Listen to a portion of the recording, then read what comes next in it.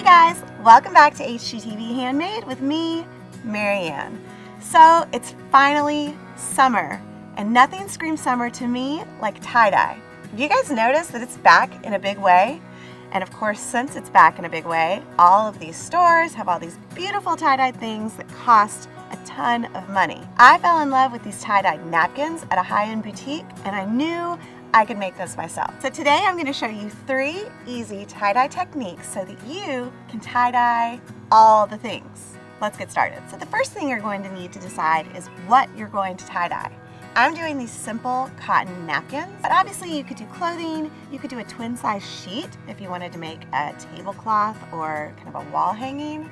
You know, as long as it has at least 50% cotton, it will take the dye well. Next up, you want to buy a tie-dye kit.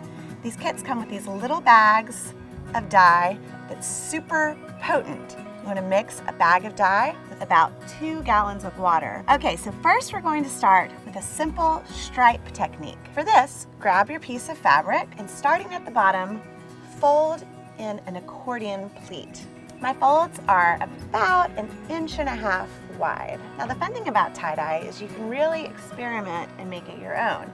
So you could try doing this with really teeny tiny folds or wider folds and see what kind of result you get. Once you have it folded, you want to grab 2 rubber bands and about 1/3 of the way in on each side, wrap your rubber band around at least 3 times, like that, and then repeat on the other side. So I've looped those rubber bands around 3 times on each end, and now it's time to dye. But before we do that, grab some clear plastic wrap and lay out a pretty big long strip of it, because that's what we're going to set our dyed fabric on afterwards. Having this all ready to go will make the process a lot less messy. And next, I'm going to put on gloves. Gloves are optional, but we're working with dye here and it will stain your fingers. So I'm going to do this really pretty aqua green in the center of my stripe. Slowly dip into your dye. I'm going to kind of swish it around a little bit.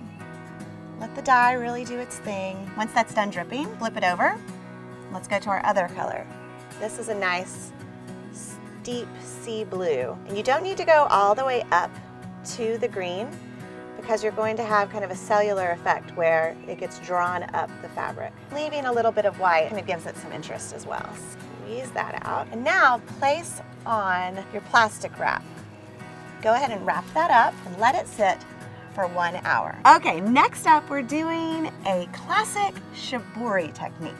Now, technically, all tie-dye kind of falls under the mantle of shibori, which is an ancient Japanese way of binding and dyeing fabric.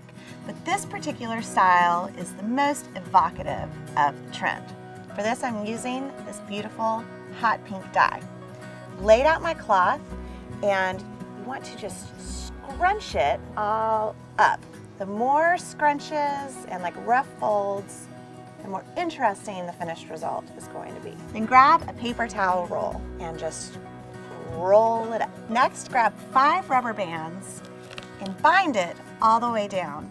You want to get these rubber bands really good and tight. You could even get it to where you're compressing the paper towel tube a little bit. I find it easiest to do each end first and then fill in the center with your other 3 rubber bands. Now, we're going to get another strip of our clear plastic wrap. The wind will cooperate with me here. All right, now we're going to submerge the whole thing, paper towel and all, into our dye. Oh, that's a pretty color. All right, the excess strip off and then wrap in your sheet of plastic wrap. I'm going to set this aside with our stripe tie-dye, and again, I'm going to let that sit for 1 hour. But I still have one more technique to show you, so let's get to that. Our last tie-dye folding technique is going to be a diamond pattern. This one is my personal favorite. So to fold up our diamond pattern, fold into a wide accordion pleat, at least 4 or 5 inches wide. Once you have that finished, turn it long ways, and then fold into triangles. Just like this. You want to alternate the direction that your triangles are going in. So it's kind of like a triangle accordion pleat. All right, so we have our fabric stack of triangles. Now grab 2 rubber bands. we're going to rubber band around each of the bottom corners of our triangle. Now before we get to dyeing, once again, lay out a piece of plastic wrap. Now unlike the more diluted dyes that we've used so far, for this one I want a really deep saturated color. So I put my dye powder in a squeeze bottle and just diluted with a small amount of water. This is another great way to tie-dye if you really do want like a deep saturated color. For this, take your squeeze bottle and we're going to put dye around each edge of the triangle. You want to make sure you're really saturating it. You'll probably use the entire squirt bottle.